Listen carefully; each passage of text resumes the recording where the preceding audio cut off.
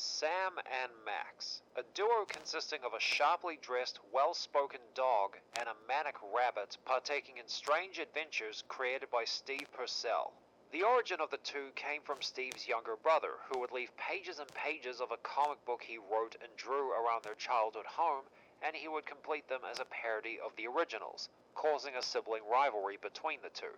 By the late 1970s, however, Dave did give Steve the rights to the characters, which he would use to star in a comic series. First for a weekly newsletter for the California College of Arts and Crafts, and then in book form, bouncing from publisher to publisher from 1987 to 1997. The year after his comics debut, he joined video game developer LucasArts, where he contributed his comic to their newsletter. Finally, in 1992, the company offered him the chance to make his own game based on these characters when their comic proved to be popular among fans.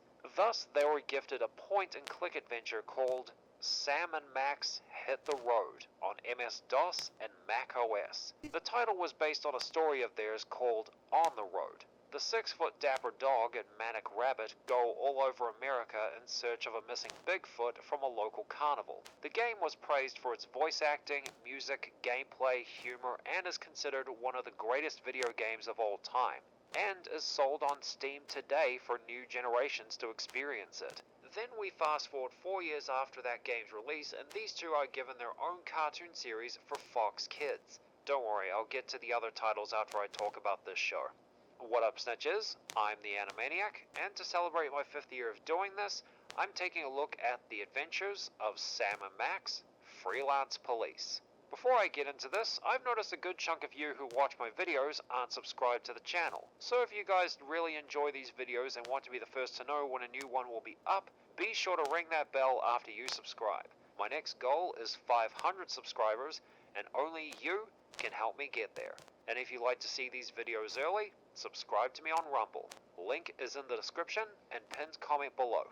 Freelance Police ran on Fox Kids from 1997 to 1998 for one 13-episode season. The show sees Sam and Max operate their freelance police business from a rundown office building. They get phone calls from an unseen commissioner who gives them their jobs, which take them on strange adventures. To start things off, the show's style seems to have been taken from the comics. I say that because I haven't read them, and prices for them are almost as ridiculous as the ones for petrol. Somebody make a petition to get whoever owns the rights to the comic to reissue the original series so I don't have to take out a personal loan. Even if I didn't know the comics looked like that, I would still guess the art style of the show was influenced by pulp comics from the mid-20th century. The characters in Sam and Max had the standard TV animation, except for the occasional odd moments. Occasional glitches, like characters would stay in one part of the screen for a moment longer than they should have, or a frame would be characters frozen in place when it should really be black. Hey, bring on the grub! Oops. And noticeable camera zooms, like they move the camera in closer on a shot and it's not part of the animation. And with how this show is animated, there are limits to what expressions the characters make. There are a few instances I can think of off the top of my head. There was Lactose freaking out at various images of Earth's inventions and his fat head. Show me no more! Get him off! Get him off! That reaction is meant to be bigger than it was based on the voice acting, wasn't it?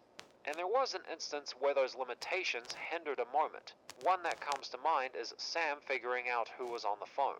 The commissioner? Not exactly. It was someone not unlike the commissioner, with all the intolerant intones of the commissioner, who sounded remarkably like the Geek and therefore could very well have been the Geek. You have a long black hair growing right out of your nose. If Max had looks of confusion on his face, he would have sold that line better.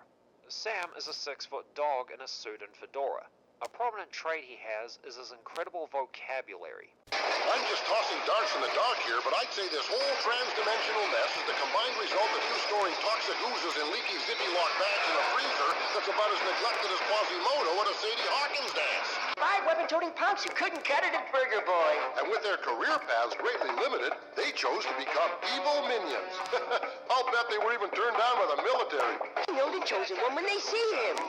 Good question. See, some cultures select their leaders based on lineage. Others by disfiguring rites of passage. And some base it on an unusual occurrence or phenomenon. limited knowledge of school board officials being dull, colorless mamas, boys, I'd have to agree. Conventional methods have failed us, Max. We're down to our last few evasive measures. Prepare to resort to overpaced sight gags and hijinks aplenty. These free-floating, immense-headed space deities are getting real tired. And it's a big part of this show's wit. In fact, in the current age, this kind of humor fares much better than in 1997.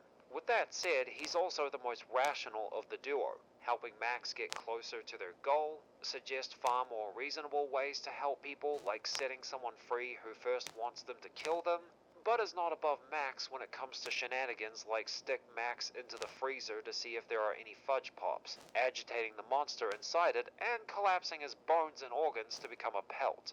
The things this mutt does for his love of junk food. This line was to describe the former.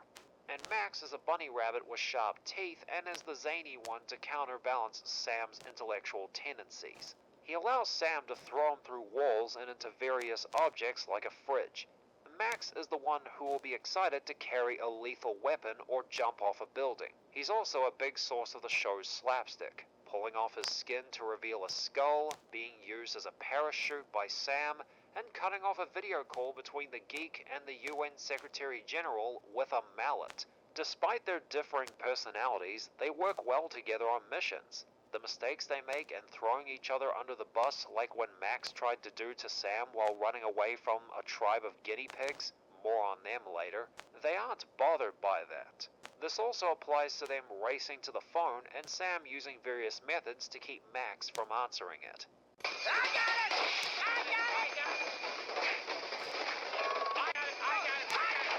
Yeah, it was the stern guiding voice of the commissioner. I got it!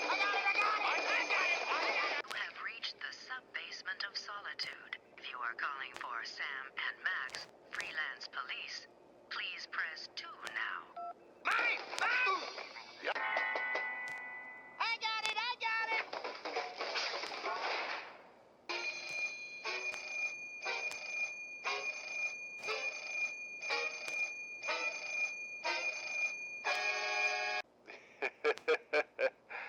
Nice.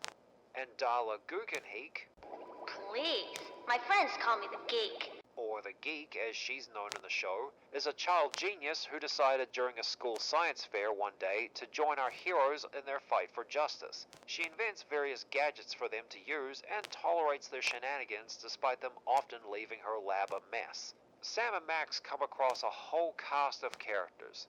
I'll be talking about them and what happens in the episodes they're in. So, spoilers ahead. The first one of real note is a free-floating, immense-headed space deity named Lactose The Intolerant. Good name. Sam and Max meet him in space, the kind that's littered with random stuff that doesn't belong there, while taking a classroom of children to show them what they do for career day when their impromptu puppet show where they beat a demon with mallets and expose themselves wearing lingerie to kids doesn't go over. Yes, that's in the show. When Lactose introduces himself and shows them what he can do by destroying planets with his laser eyes, they dismiss him as unoriginal. When he claims to be unique, he presents his very small mustache. Once that's cleared up, they try to keep him from destroying the Earth by showing him what humanity has accomplished and has to offer. When that doesn't work, Sam faces him in a thumb wrestling match. When he wins, Lactose complains about the rules of the game and tries to destroy their car with the school kids and their teacher inside. Oh, that just tears me. Not only is he a cheat, but he's a bully, too. Indeed. When Sam threw Max at Lactose to save the kids, the two of them appear to have been roasted by his laser eyes. The school appears to have dedicated a lunch to honor their memory. But it's revealed that Sam and Max are still alive and everyone is upset because of the lunch being meatloaf shaped in their likeness. They tell the kids they'll have their meals reheated, and it's revealed Lactose is working in the lunchroom, and is apparently plotting to destroy the world while ascending the ladder. He reappears in the last episode hanging off a plane, given the duty of keeping an eye on Sam and Max, who are tied to a bomb. More on that later. Let's just say he doesn't do a good job as he pops in and out of the episode.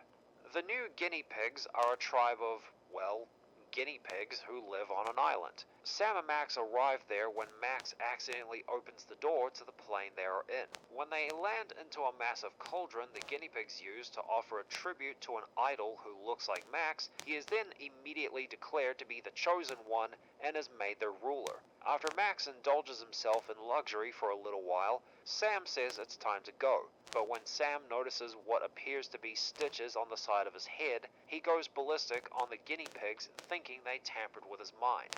Max says he only slept on his crown funny. After some time apart, the guinea pigs bring the two back together by bringing Max the skin of Sam.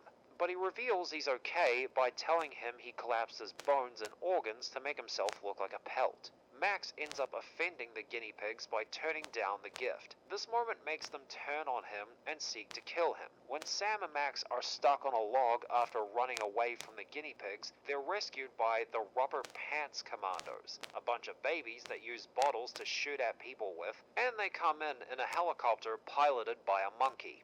Yes, really.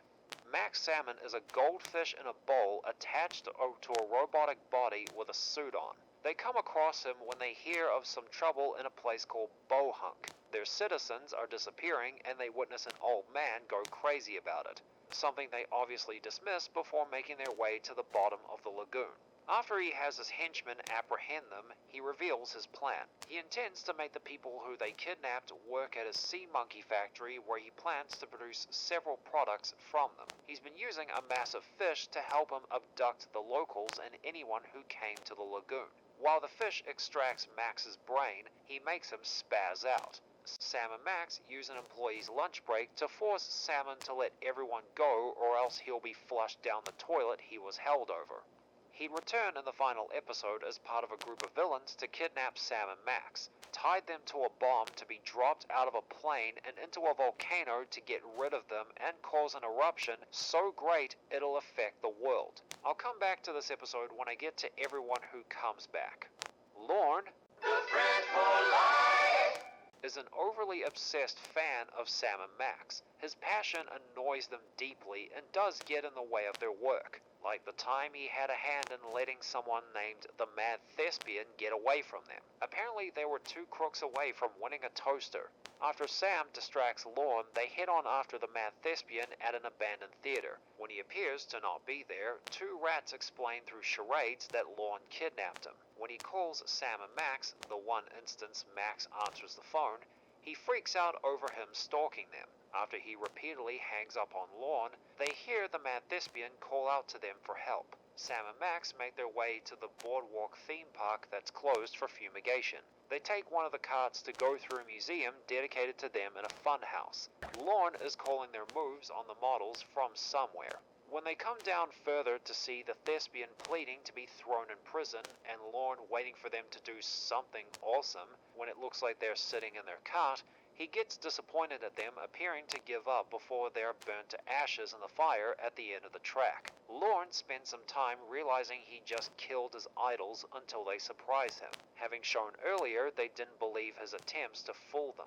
A little while later, they come across a shrine of them and all the adventures they went on. Sam says that method is outdated and suggests he make a website with their adventures archived. Sam and Max have thought of a way to keep them off their backs for a long while, until near the end of the season where he hijacks a blimp. Max asks why Laurn wants to get close to them and Sam uses a reference I don't understand to explain that he's socially awkward and lonely. Their disappointment at him being the terrorist causes him to reveal he's being controlled by someone thanks to a device in his brain which forced him to take control of the blimp. Sam and Max don't believe that either, thinking it's another attempt for him to get back into their personal space. Laurn appears to really be suffering from this device. He tells them to get the passengers off the blimp while he bought them time. Once the passengers are off, Laurn passes out from the pain. When he comes to, they reveal they'll crash into his base of operations, impressing him for their ability to see through his ruse. Sam and Max do stop the blimp from crashing so they can admonish Laurn for feigning control with the assistance of a remote to electrocute himself with. They tell him they thought he was nuts and they were actually aiming for the theme park. I'm not sure they had him arrested for hijacking a blimp. So yeah, this guy is a pain, especially in an era where people of his kind are rare in media. The mole men are a subterranean species of subhumans whose purpose of maintaining the temperature of the Earth's core is forgotten when they shift focus to making rubber gloves that look like hands to cover up their claws when they found women were freaking out by them. So they're fine with these guys dressed like Leisure Suit Larry with faces like they got whacked by a shovel, but it's their claws they have a problem with. Okay. The Geek tries to convince their leader to abandon this mission for the Earth to still exist, but he ignores her plea, not before asking her out on a date somewhere. I want to point out that the Geek is a child, and since the mole man recently tried to pick up women at a club, they must be adults, so that's creepy. Sam and Max quickly put a wrench in their plans by destroying the factory with one. Before the mole men can kill them, they notice the scent of perfume come from some mole women who come into their part of the cave. The mole men are happy while underground, and Sam and Max rush out of there while they get frisky. The Lord of the Park is a human-sized guinea pig modeled after Marlon Brando from Apocalypse Now. He has his own group of followers who bring him shiny things. Sam and Max come across him in a section of Central Park so neglected it looks like a Vietnamese jungle. They're there to look for their commissioner's keys to his private bathroom. They meet one of his subordinates after assaulting him when he rustled a bush. While driving around in his... I don't know what kind of vehicle that is. He says he was there for a local concert and has spaced out after eating something. Sam and Max imply he's got nothing upstairs. He then explains who the Lord of the Park is and that he doesn't like to be talked about because it shrinks his aura. They get attacked by people around them and Sam and Max are flung into a hole. The hippie then sells them out to his brothers and their lord. He first calls them assassins. When Sam and Max try to correct him, he says they're neither, calling them errand boys. He's right about that. They tell him they're here for their boss's keys. He allows them to take and leave with them if they can pick which door is the way out, but picking the wrong one could lead to their doom. Sam and Max decide to treat this like a parlor game by Sam putting a blindfold on Max, a method they previously used to get through a minefield as Max grabs at a set of keys he guesses correctly to belong to the commissioner. Sam guesses what door is the way out by listening to his aching feet. When they open it, they're pulled in by a monster to be walloped by. They come back out to play music with the monster, who is actually a frog wearing a sombrero and chewing on a cigar. Yes, that happens. When they leave, the hippie who sold them out earlier freaks out about them leaving, worried about their group being exposed. The Lord sends his followers to take them out. Let's see what he sends out. Businessmen with spiked accessories on top of their suits who launch boulders at them, Sam and Max avoiding hot rocks launched out of grills and fire at them. Then they're chased by the head of a statue. They avoid it by falling down a hole which takes them to a river. They then ride off on the roof of a car that was floating along as the Lord watches them escape. Hurtzhov is a convicted felon who tried to escape the island prison he's in many times. Sam and Max meet him while on a trip to the aforementioned prison that Christmas with Sam's grandmother, who was the warden there. Hurtzhov quickly manages to get back into her good graces despite trying to escape 40 times. Then he and his fellow inmates use the fruitcake and Max to knock out the power in another escape attempt. Sam, his grandma, and Max find one of them to spill the beans about Hurtzhov's plan by threatening to tell his mum what he's been doing. Yes, really. They learn Hurtzhov's plan involves taking the warden as a hostage. They make their way through some pipes to the prison showers just when Hurtzhov comes in. Sam and Max scare his men away by flicking towels at them, making them slip onto soap bars, running one of their heads into a radiator. Of all the places to put one of them in. Hurtzhov then escapes using one of the toilets. They make their way to the warden through a passageway next to a giant fan they were hovering over, and take out Hurtzhov's men. And Sam's grandmother takes him out by breaking his hand with a fruitcake and dropping it on his foot. Santa then comes in through the office fireplace. He makes them sign something on a clipboard before leaving. Hurtzhov uses that moment as a distraction to escape out the window while wearing a floaty, and leaves his accomplices to be tied to a Christmas tree. Oh wait, he comes back in a present from under the tree, wrapped up in ribbon. Sam and Max think this could have been the work of Santa before immediately dismissing it. Dangley Deever is a Howdy Doody style marionette puppet. He's brought into the world by Sam and Max after they messed around with the Geek's TV because theirs died. They brought him into the real world of the late 90s. After a brief round of roughhousing, he's surprised by how much things have changed. Take a guess if this was better. And a round of getting walloped by punks is enough to break his spirits. Down in the Geek's sub-basement of Solitude, an evil version of Dangley is brought over too, along with evil versions of a superhero and his duck sidekick, the show's version of Beanie and Cecil, and the audience from Dangley's show. They head to the surface to cause havoc. Our heroes manage to get them back to the sub-basement when Sam shapes Max's head into a smiley face to lure them back with. After a moment where Max draws attention to where they skimmed on the budget and where he and Sam dress up as waitstaff in a fancy restaurant, they launch the villainous characters into the portal the Geek created. But somehow Deever didn't get sucked in. Then the real Deever shows up out of nowhere to fight his evil doppelganger.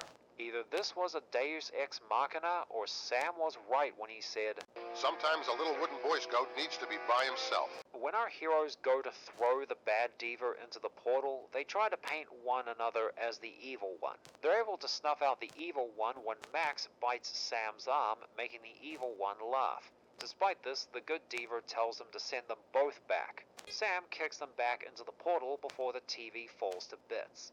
Professor Sidney Schadenfreude is a scientist who led a team of beautiful astronaut women to preserve the human race. I have handpicked these individuals to accompany me on this arduous journey for their unique, intellectual capacities. I'm sure their intellect is as bountiful as their bosoms. Their rocket and his plan are derailed when Sam and Max redirect an asteroid using a giant robot. They would cross paths in Japan when Sam and Max are trying to keep the robot Max when Geek wants to scrap it for parts. While they're fighting kaijus, they come across a giant robot baby piloted by them.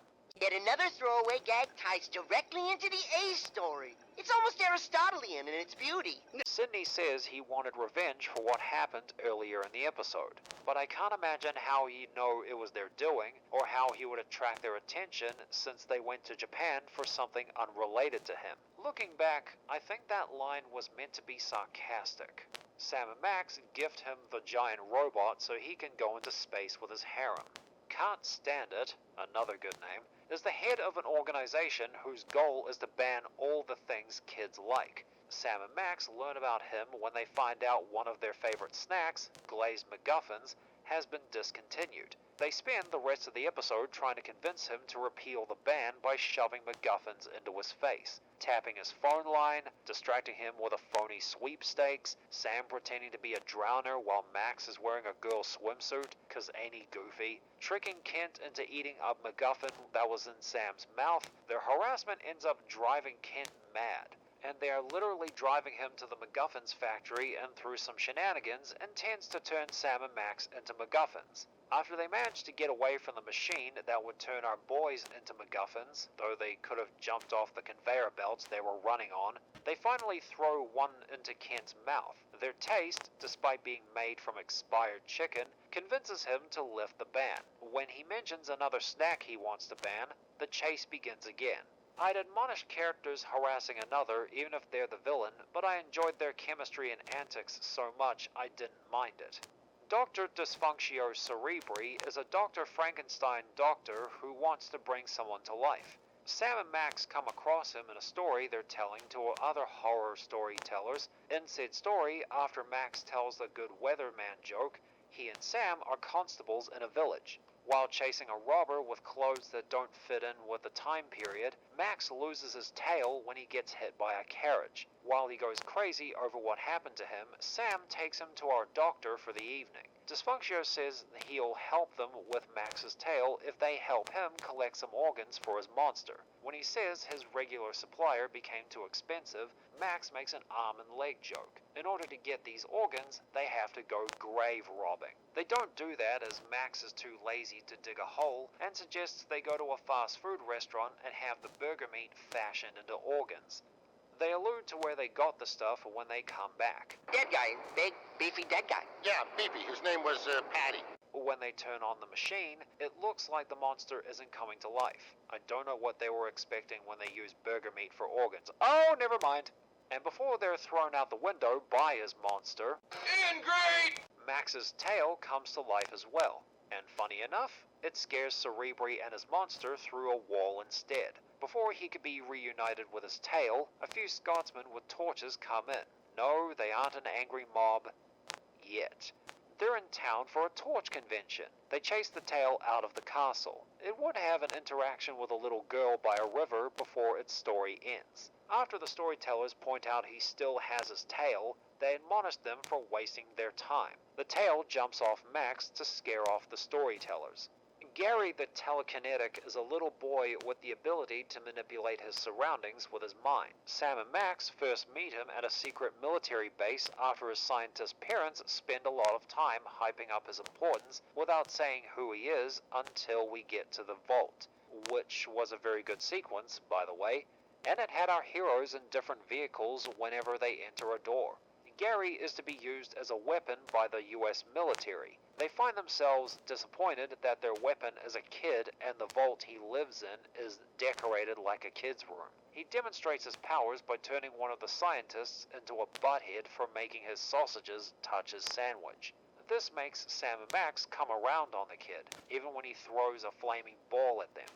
After he almost makes a monstrous teddy bear kill them, Gary apologizes to them and says he doesn't want to do horrible things. Sam and Max take him on a day where they use his telekinetic abilities for their amusement and to stop crime, on top of the three having fun together, playing baseball, hitting an amusement park, riding go-karts, and Gary is even made an honorary member of the Freelance Police.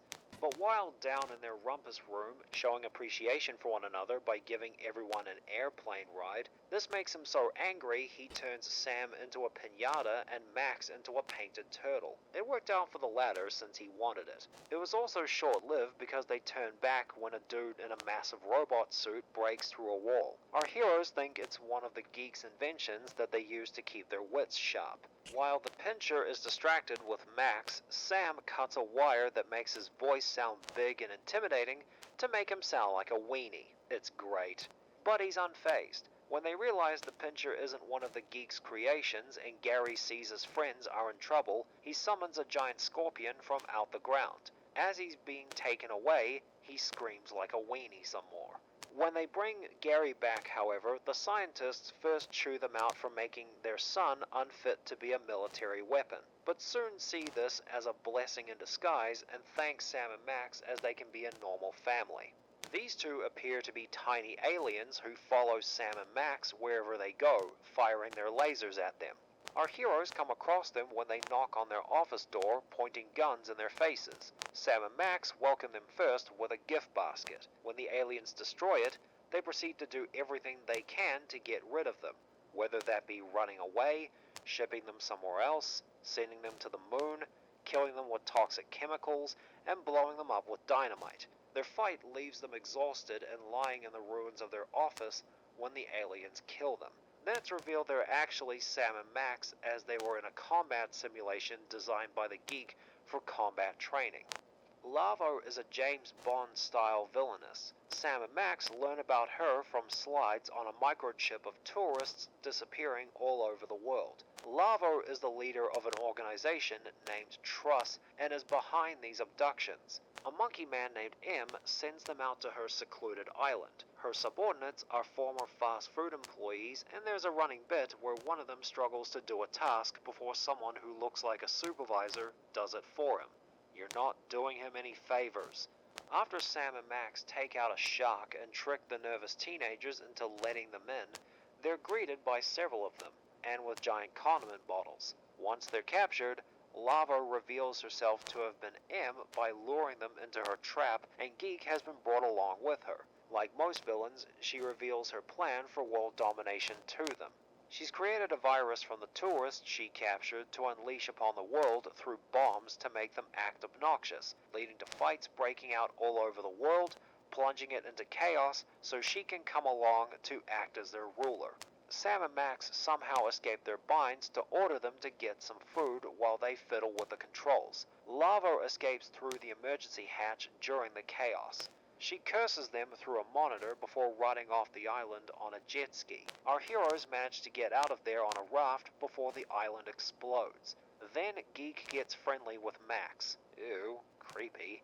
Then Sam quickly exposes her as the Geek's secretary, Miss Honey Bunny. They soon leave her on the raft while they hook themselves onto a fighter jet, assuring her she'll get picked up by sailors. I don't want to imagine what would happen to her. Ugh.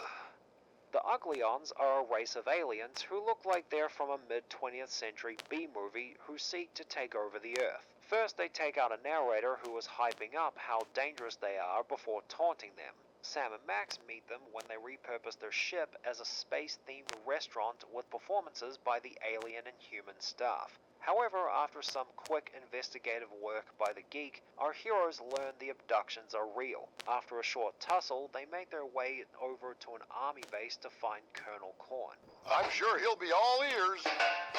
As Sam and Max are following a tour group led by a sergeant, aliens come onto the base to abduct more humans. The Geek gets to the Colonel to tell them what's happening. He says they invited them to Earth so the army can get some target practice to compensate for their ridiculous spending. But they were surprised to find they're indestructible, yet he plans to nuke the Earth anyway while he and other military personnel hide in a bomb shelter.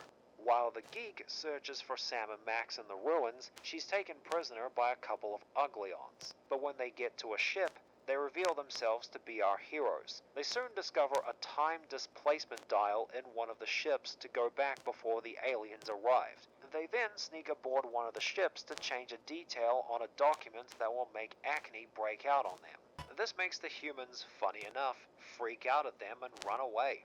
As the aliens leave Earth, Sam and Max explain they replaced Earthlings with chocolate on the document in order for them to break out.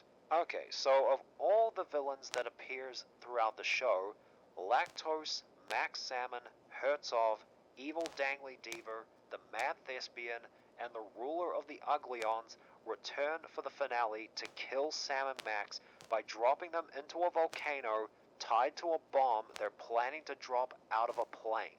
Our heroes spend the episode making fun of their plans, taking out a few of them by opening the bomb door and giving them parachutes, before the rest leave the two to mock the clip show trope, being thrown out of the villain's plane but somehow got caught by Lactose's fat head, cut the rope he's attached to but he can still float so him disappearing doesn't make sense, scale the plane to the cockpit and take out Deever and the Uglion leader. It would be short-lived when Max Salmon gets them tied to the bomb again as they come up on the volcano, but they're thwarted by the Rubber Pants Commandos. But those tykes accidentally release the bomb. Luckily, Sam and Max have replaced its contents with gas medicine, making the volcano inactive, and the Rubber Pants Commandos throw Max Salmon out of the plane. These characters are unique and entertaining in their own way, and match the strange tone of the show. The fact that the show is about a dog in a full suit and a manic bunny is only the tip of the iceberg of how weird this show gets. Aside from the characters mentioned before, there are others that I haven't brought up that I'll do in a moment, but first to address them and the details in certain environments that don't match up. The space in the second episode, Drawn without even a grade 2 understanding of astronomy. indeed. A baby acting like a lion tamer with a cockroach, a sushi restaurant mascot dressed as a samurai warrior. That same character would later speak perfect English in a later episode after speaking like this. A clothing store and fast food restaurant in a medieval setting, and a Bond-type villain having fast food workers as henchmen. One of the many things Sam and Max do in this show is dress up in different costumes. Sam as an Arabic dancer when he pops out of a cake, them dressing up as fancy restaurant waitstaff to get old TV characters back into a TV, come out in towels in a shower room to whip prisoners, and them dressed up as a bride and groom. This one some fans have taken as an instance of them being a same-sex couple. I choose to see that as a silly moment because it's a kid's cartoon from 1997. Feel free to dispute that in the comments below. And all these costume changes are rapid. The references made in this show range from classic movies like Apocalypse Now, The Thing, Indiana Jones, and Godzilla, TV shows like America's Funniest Home Videos, more specifically the Bob Saget era, Password, Sonny and Cher, pretty much references from the latter half of the 20th century that quite a few people still enjoy, perhaps even more now than in their time. These two would throw in the occasional meta joke like boasting how an episode will run without commercials before cutting to one.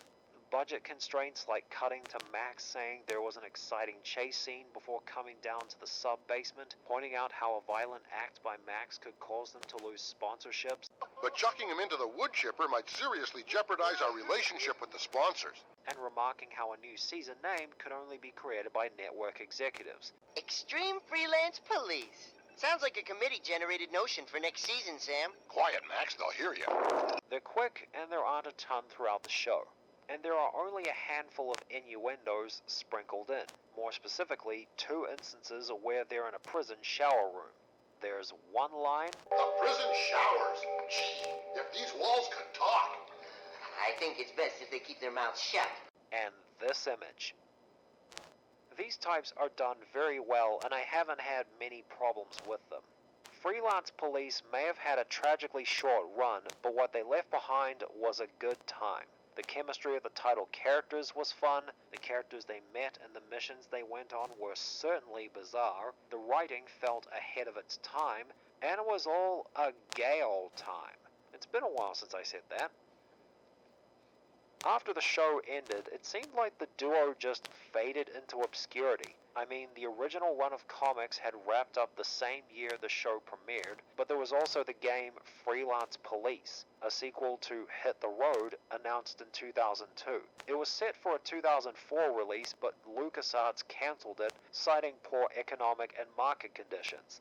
This would have been the last point-and-click adventure game they would have done if it came out.